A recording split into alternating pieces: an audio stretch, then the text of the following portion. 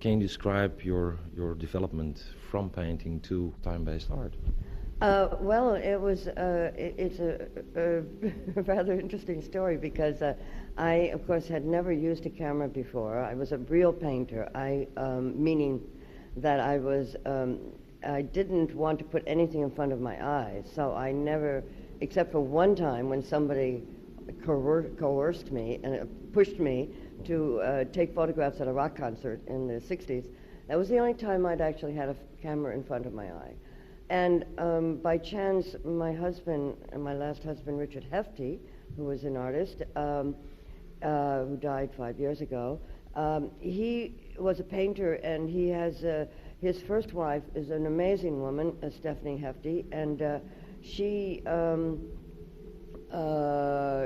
called us one day and said, someone is here with a second-hand Akai video camera, and would you like to buy it? And Richard said, a video camera? What do I need with a video camera?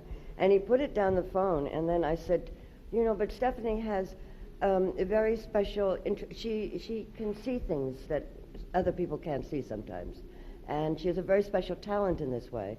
And I said, I think we should buy it. I don't know why, but I think we should do it. And we did it, and that was the beginning. So it really came into my life by a kind of Stephanie and coincidence. Absolutely. And at first, the first month we had it in the studio. Richard had his own studio. Of course, I had mine too. And we were just making experiments with light and movement.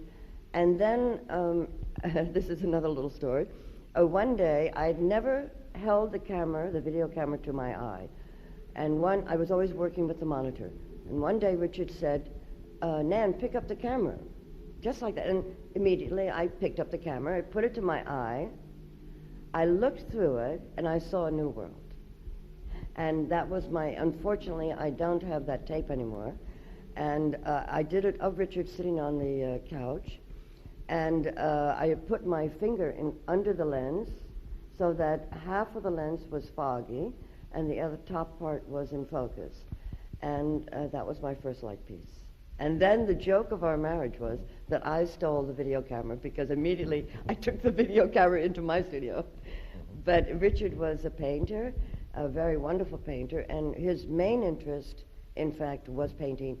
And he did a lot of very, very good video installations. But unlike me, I left painting and went completely into the new medias. A lot of video works that were initially in that period of video art were examining the formal qualities of the medium.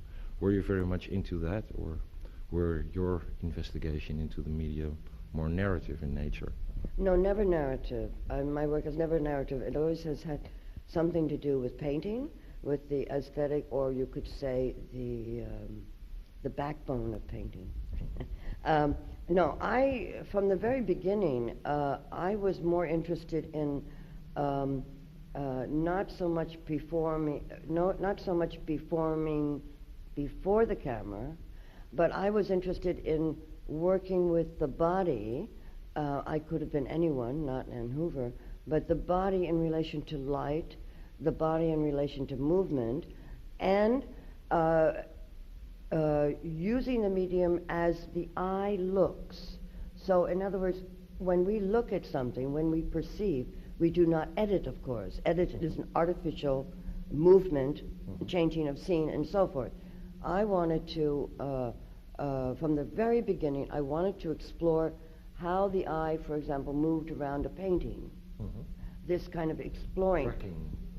Yes, from one point to the end. So that this was my main concern with using the new medium of video, plus the light, working in real time. So I moved very slowly in order to slow down time. Were you also influenced or in some way inspired by people like Steve Reich, who tried to do something similar in music to see it as a gradual process? At that time, I did not know Steve Reich's music, and I can really say that, as I mentioned, I did not know any video artists or did not know anything about video art until about the middle of the '75. So the beginning was a very quiet time for me of discovering what was possible with the medium and what I could develop with the camera, the still camera, photography, and I did a lot of films at that time, Super 8 films. Just to go back to your original, your comment, I'm a person who thinks quite fast, but the power or the strength, I mean power in a good way, the strength of my character, you could say, or my sensibility, is the quietness. My childhood was very quiet. I feel this is where my creativity lies, in this silence, in the metaphor. My work is about metaphor. But is it, in that sense, a sort of a compensation for the fastness of your life? No, I try very hard to keep my life as simple as possible. I've done that for many years, and I'm an extremely disciplined person, and I put a great value on my silence and my aloneness, not lonely, my aloneness. So, and this is the source. This, you could say, is the reservoir of my creativity. But is it also, that's maybe a paradox, that you are working with a time-based medium, but you use it to lose time? Yes, exactly, because I think I have never been I'm interested in television per se. I love television. I'm a television addict, you could say. I have a very big, in fact, documentary collection of artists and films. No, I never thought of my work in relation to television. It's been on television, that's something else. But I see it as a new tool for the artist. I see it as a new paintbrush, and I've said this many times. So I'm interested in kind of discovery. I'm like an explorer, you could say. I think of myself a little bit like that. But do you have the feeling that, or did there at one time occur a sort of a crossover between your graphic work or your painting and video art in an animation sense, that you wanted to really include both worlds in one piece? I think if one is self-conscious about that, that is, if you think about that, then it doesn't work. But it is a very natural process. I've been an artist since the early 50s, so that gives me a very strong backbone of the process of creating. I think that it was a natural evolution that the things I was busy with in painting, of course, were developed further. I would describe it as expanding out in the new media. So I could do things. You see, I was always a figure painter. I always worked with the body, from my head, of course, not realistically, so that when I started working with video, I naturally used my body as an object, as a form. And so that with the video, I could expand that. I could work with light. We used to make a lot of, hands were very important. The face was very important. That's what I'm doing here. I'm working with my hand. But here, I can move. I can use light. And everything I've done with media is very, very simple because I've always worked alone. I've never worked with a cameraman. My monitor is my cameraman. So I make a lot of preparation. I have an idea of what I want to do, and then I begin shooting. And if I make a mistake, I have to start again. Because I'm trying to work without an interruption in time. So also, There's definitely a direct, the one, you could say painting is here, and it just flowed into the new media and expanded out, from my point of view. so you're, in that sense, you're like a jazz musician who, you improvise, but you have to, you're waiting for this very moment in which it all gets in time, or falls into place at one time. So you're not only, you're divided between taking a distance to your own piece or the own, but on the other hand, you're completely into it, or immersed in the situation. So, but that is quite, I think, for a lot of video artists, not a very typical thing to do. I just wanted to say that within this structure, which was very important, I'm always surprised. I always say, Richard used to always say, expect the unexpected. And I think this has really become part of my credo. When I begin, I have an idea of what I want to do, and then because of the medium itself and because of light, unexpected things happen that, and if you're very concentrated, they flow into developing the piece. So the piece has a structure, and at the same time, I have the excitement of exploring what is not expected, and exploring what is expected. So it's this, but that's the same thing you do in painting.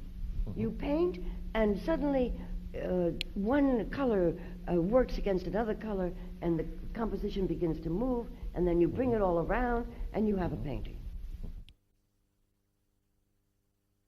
I was thinking about how we imagine the landscape. For example, I use Fuji because I think this is a very good example. I had never been to a mountain at the time I made Fuji, but I've always loved the idea of the mountain. I am a little afraid of heights, so I would never climb a mountain, for example. But I wanted, then I thought, what is the mountain? The height, the wind, the changing of the snow, the shifting, the sensuality, the power. And I thought, okay, you want to do something about something you imagined, and now try and see if you can do it. And the only way I thought I could do it at that time would be with paper.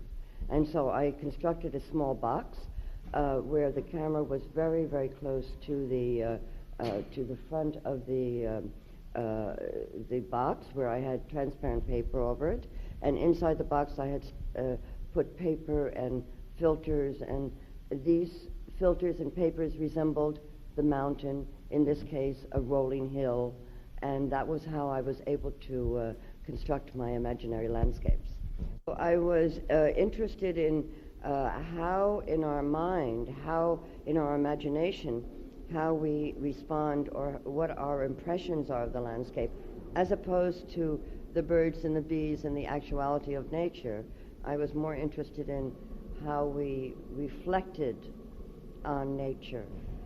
So when you look at the paintings of Cézanne, for instance, of Mont Sainte-Victoire, he uses a technique in which he decomposes his impressions of a form or a 3D appearance, or so in that sense. Relate to that. Yeah, what you're Definitely. trying to, what you say with how do you want to with the box, and cutting up your own imagination of what a hill or a mountain is. So that was that also for you a way of dealing with space in a more general sense, and opening up a way of thinking about installations and the relationship of your video pieces to the space around it? Yes, you could say. I think the installations did come later, and then, as you say, I'm very interested in architecture and architecture of space, how we come into a space, what is the first thing we see. And that's all related also to my ideas about performance, how I constructed the light compositions for a space. So I just have to refer back to the 60s when there was an amazing exhibition at the Museum of Modern Art. I was working there at the time, counting money. And there was this exhibition was called Architecture Without Architects. And this was curated by an architect called Rudowski. And it made an enormous impression upon me. And the catalog I carried around and still do for many, many years. So there was a basis of a fascination with form, architecture, a natural form space, and then, but it lay dormant. In other words, I didn't explore it until much later. And the video helped me to explore these interests. I did work with two dancers, Lucinda Childs, in I think 93 or so, and then 2 years ago with Susanna Linke, who is a very interesting dance choreographer in Germany. And those are the only two times that I've gone outside of my own discipline. I found them fascinating experiences because you have new challenges. You're not working alone anymore in your studio, but you have to think of a broader spectrum of possibilities. And I'm always up for and interested in new projects. But I think because I'm very busy with my own work, I prefer to wait and have somebody come to me and say, oh, it would be interesting to work with you the way Lucinda Childs and Susanna Linke came to me after they had seen my work. Huh? What was the project with Lucinda Childs? She premiered a new ballet in Charleroi in Belgium for a dance festival, and I did the lights and consulted her on the costumes. It was a fascinating experience. To talk a little bit more about different media that you used, you were talking lately on using cinema, or at least making film. Can you tell us something about it? Well, you know, I always get very correct people when they refer to video as film, because of course it is not. Video, for me personally, is very much like drawing. It's very immediate. You see everything. In other words, if I make a mistake or falter in my concentration, you see it immediately. The same thing with drawing. Drawing is very intimate. Video as too. With drawing, if you make a mistake and lose your concentration, you see it. You cannot erase it. That's the nature of the medium itself. Film is other. Film is, for me personally, like painting. Film is layered. Of course, now we have the video projection, but still film projection is different. And when I started doing film, I did it for that reason, because it is another aspect of the moving image. The time is different. You can manipulate the film time. Of course you can now in video, but you understand what I mean in that respect. And I still am fascinated by film, and I really want to make a film sometime in the future, and I've been speaking about this for many years, but I know I will. It is coming. What do you think of that development, that the world of cinema and the world of video art is more and more seen in the same places? That video art is showing sometimes at festivals, or films are being shown in a museum or a gallery. What do you think of that? These crossovers? I can only say fantastic. I mean, I think that this is wonderful. That we are open enough to bring in film to museum, of course, and video into theaters, and video into television. I think this is the new time where we do not have borders. The borders are down, not just physically in countries, but also we're living in a world where we cross over. And I think this aspect, also intolerance, is very, very important today, and is an aspect of the new century. There's no question on my mind. This is a very, very exciting period. And I think it's up to the artist also to use these possibilities And to show, I told you earlier, the first time I ever showed my video was on the bar of the Pels Cafe. And I think this is part of the medium, is get it out there, let people see. Because what do you think of the new VJing in clubs? Do you consider it as art or as a possible art form? Well, I can go back to my 1981 where actually I did the Matzo. I had an evening at the Matzo where I filled it full of images and video, and at that time we didn't have a video projector, but we used monitors, and so I have done that. I haven't seen the new work of the young VJs in the clubs, but why not? It's not what I do, but I think that one should never say only this is what I do and this has to be right. I'm not this kind of person. I think the medium is open and do as you will with it. But in my respect, in what I'm looking for, I'm very clear about this part of it.